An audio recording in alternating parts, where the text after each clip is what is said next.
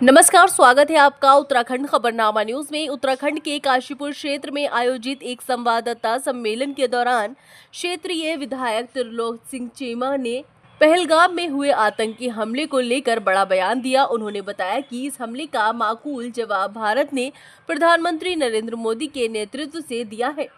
उन्होंने ऑपरेशन सिंदूर की सफलता पर प्रधानमंत्री नरेंद्र मोदी और सेना के शौर्य को सलाम करते हुए कहा कि भारत की सैन्य ताकत और तकनीकी क्षमता अब विश्व स्तर पर अपनी पहचान बना चुकी है।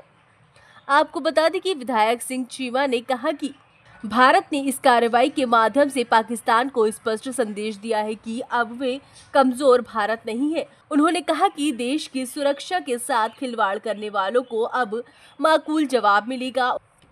उन्होंने इस बात पर भी बल दिया कि आतंकवाद का ना कोई मजहब होता है और ना ही कोई जाति।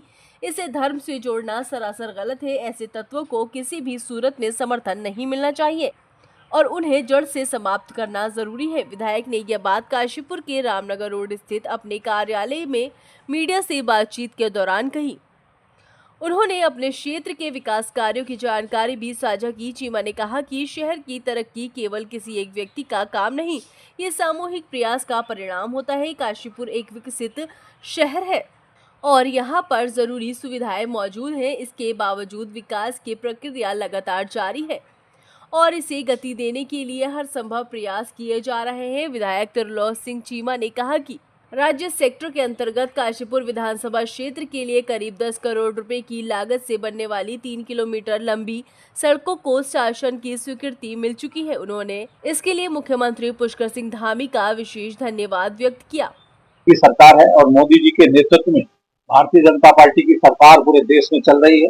मैं कहना चाहता हूं कि जब से मोदी जी ने कमान संभाली है, देश में भ्रष्टाचार और आतंकवाद के खिलाफ मुखर रूप से मोदी जी खड़े हैं और उसका परिणाम आप देखते हैं कि आज जो माताओं बहनों को धर्म पूछकर उनके सिंदूर उजाड़े गए, उस सिंदूर को उजाड़ने का बदला लेने का काम मोदी जी ने किया है और उस सिंदूर की रक्षा करने के लिए आज मोदी जी ने किस तरीके से पाकिस्तान को मुंह तोड़ जवाब दिया है। आज पूरा इंटरनेशनल लेवल पर, अंतर्राष्ट्रीय स्तर पर भारतीय जनता पार्टी और मोदी जी की सरकार को समर्थन मिला है। ये हमारी बहुत बड़ी जीत है। आज हमारी जिस तरीके की पूरी दुनिया के अंदर चौथी अर्थव्यवस्था के रूप में भारत उभर कर आ रहा है और जो भारत की छवि बनी है, पहले भारत के नागरिक अगर विदेश में जाते थे तो उनकी किस तरीके की रेपुटेशन होती थी कि उनको कोई पूछने वाला नहीं होता था, लेकिन आज अगर भारतीय जनता पार्टी की सरकार के अंतर्गत मोदी जी की सरकार चल रही है तो देश के प्रत्येक नागरिक का मान सम्मान बढ़ा है, सबका इज्जत बढ़ी है और अंतरराष्ट्रीय स्तर पर हमने हमारे हिंदुस्तान की ख्याति बढ़ी है।